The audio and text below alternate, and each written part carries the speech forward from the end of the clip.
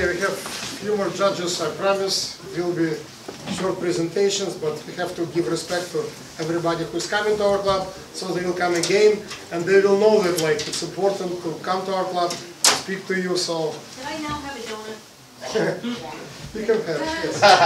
Donut, tangerines, etc. No problem. So I saw Michael Gerstein, please. Michael Gerstein, civil court judge, also very good friend of this club. Also acting Supreme Court Justice, also good demeanor, very positive, you know, like when you talk to Michael you also have a good feelings, you know, like you feel optimistic all day. So, Michael goes. Thank you very much. Good evening, everybody. I will try to take the hint and be shorter than I would like to be. Lawyers like to talk. I am Michael Gerstein. I'm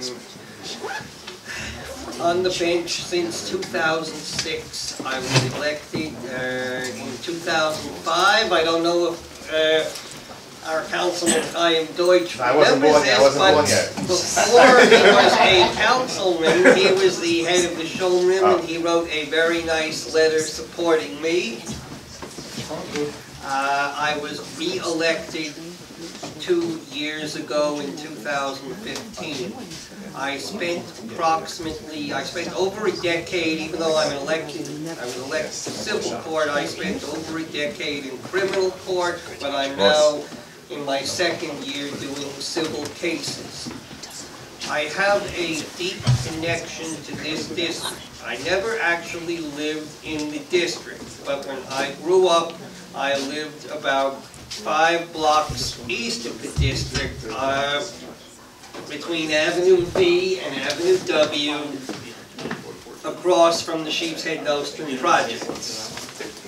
I lived for 40 years or so, just now in Flatbush, just north of the district.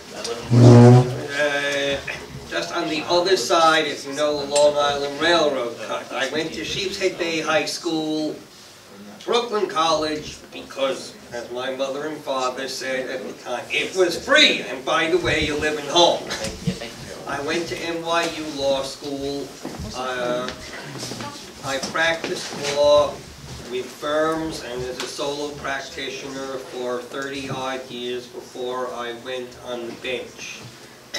What I did in criminal court, I did 2 things. I sent a lot of people to jail, but I'm much more proud of all of the people I kept out of jail. Until a year or so ago, you could be deemed a criminal at 16 years of age. You could end up with a criminal record for jumping the turnstile, for shoplifting a blouse out of Macy's. And at the time, we had a district attorney and some young assistant district attorneys who thought they would make their bones by not putting some of these young kids in jail, at least giving them a criminal record which would mark them for life. And on the bench, I'm very proud of all of the cases where, for non-violent matters, I convinced the district attorneys that these kids should be given a second chance. Now, I want to recognize, before I forget, my colleagues, Judge Mostofsky, Judge Ciccotto, and Judge Wan in the back. I have the utmost admiration for all of them. I can tell you, as a personal matter, I would be very happy not to be in the matrimonial part and not to deal with the broken families that I saw so much of in the criminal court, where you see these kids, one parent, the parent is working all day and half of the night trying to make enough money for the rent and the milk, and there's a 16 or 17-year-old kid out in the street, and what a surprise that he or she is in criminal court. Now, the other thing I wanted to talk about is a little bit of the politics of this.